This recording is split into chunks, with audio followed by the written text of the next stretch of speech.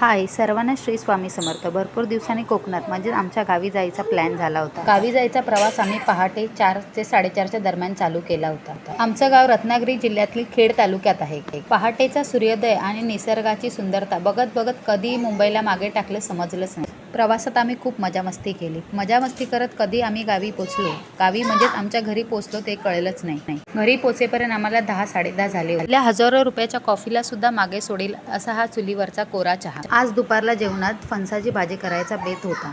ही आमच्या सर्वांची आवडती भाजी आहे। उन्हाळ्यात गावी गेलो की ही भाजी आमच्या घरी बनते। भाजीसाठी इथे फणसाची पूर्ण तयारी झाली होती आणि उरलेलं चारकंड आमच्या गाईला आम्ही खायला घातलं होतं। दुपारच्या जेवणाची तयारी चालूच होती। चुलीवरच्या जेवणाची चव काय वेगळीच असते। खरंच खूप सुंदर असं चुलीवरचं जेवण झालं होतं। तोवर मुलांनी मातीवर ताबा घेतला होता। मातीत खेळण्याचा आनंद मुलांनी पुरेपूर घेतला। हा लाडूबाईला थोडंसं खाऊ घातलं आणि तिला झालेल्या नवीन वासराला बघायला गोठ्यात गेलो। भेटूया नेक्स्ट